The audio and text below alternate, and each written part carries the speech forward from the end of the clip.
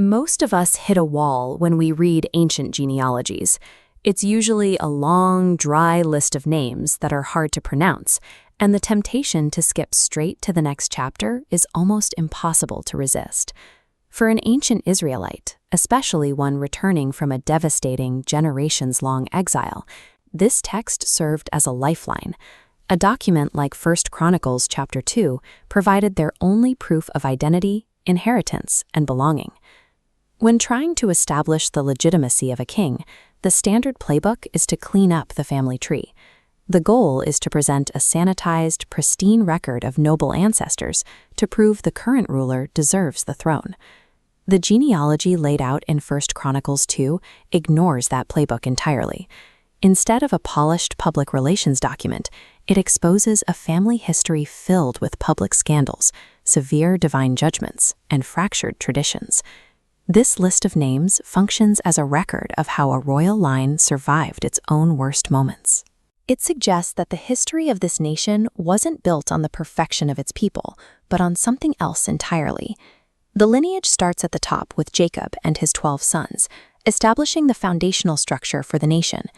By ancient custom, royal authority should flow to the firstborn, Reuben. Instead, the line cuts across the family, anchoring directly onto the 4th son, Judah. This bypass demonstrates a principle of sovereign election. The narrative shows that God's choices follow a divine plan that often ignores the established human hierarchies we expect to see. Judah's specific line gets dark very quickly. He marries a Canaanite woman, and 2 of their sons, and Onan, commit evils so severe that the text records them being directly struck down by God. The family line is nearly extinguished until Tamar, Judah's widowed daughter-in-law, takes matters into her own hands. Facing abandonment, she resorts to a desperate, scandalous deception to trick Judah himself into giving her a child.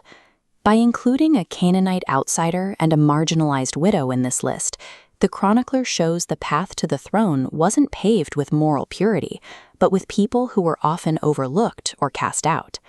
Tamar becomes pregnant with twins, Perez and Zerah, and even their delivery breaks the rules. Zerah reaches out his hand first, but he is pulled back, and Perez physically bursts through to be born first. This physical struggle mirrored a specific reality. In this lineage, favor wasn't tied to birthright or natural order.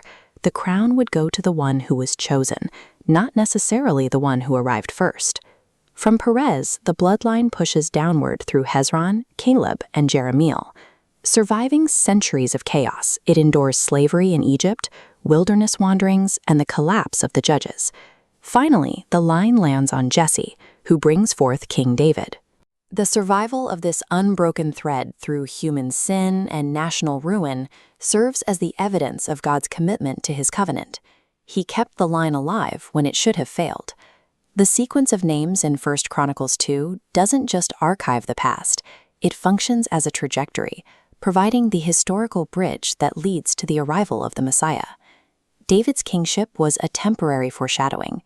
This exact, messy bloodline recorded here maps directly onto the earthly lineage of Jesus Christ.